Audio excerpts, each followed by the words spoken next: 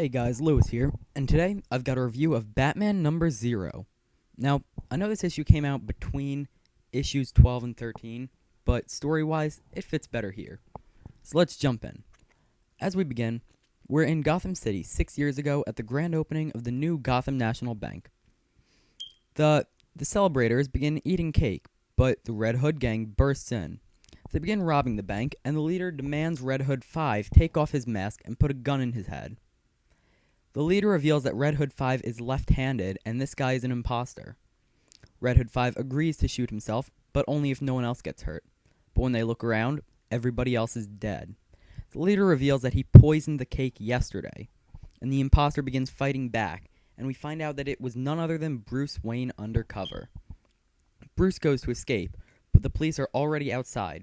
The police and the gang get in a gunfight, while Bruce slips under one of the squad cars and into the sewer. In the sewer, Bruce removes his disguise and gets on the Batcycle, which he had waiting for him. The Red Hood gang get in the sewer and begin shooting at Bruce, but he escapes into the Batcave, where he meets up with Alfred. We see that he currently is living in what looks like a big factory. Bruce goes up to the roof of his house to test out a new Batarang, which comes back to him after a set time. He sets it for 4 minutes and throws it, just as Alfred brings Police Lieutenant Gordon to the roof. They begin talking, and Gordon reveals that he's heard things about the head of Wayne Enterprises, Philip Kane, that he may have a hidden agenda. Bruce tells him that he can't help Gordon, and just as Gordon's about to leave, he asks about a vigilante who's been patrolling the city, and Bruce once again says that he'll be no help. They get in the elevator, and just as the doors close, the Batarang sticks right into it without being seen by Gordon. We then see later that day, where the Red Hood gang is outside of Bruce's house and decide to blow it up. Wow. That story was great. It was just a perfect addition to Bruce's backstory for the New 52. But we're not done yet, because now we jump right into the backup story titled Tomorrow. This story takes place 5 years ago, so 1 year after the story we just read. We open with Barbara Gordon and her father Jim on top of the police headquarters.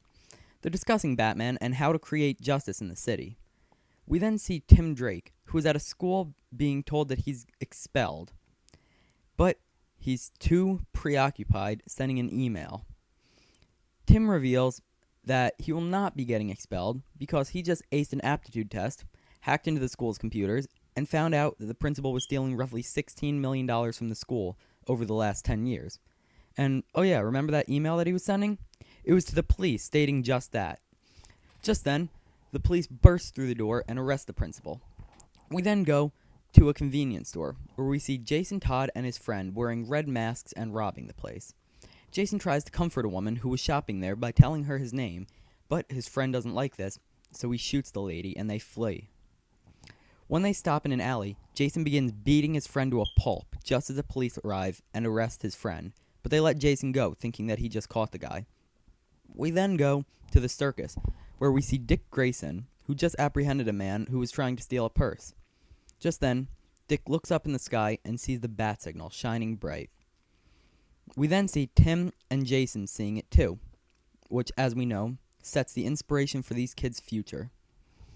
Back on the police headquarters, we see that it was Barbara Gordon who did this, and her father goes back into the building, but Barbara stays on top to stare at the signal.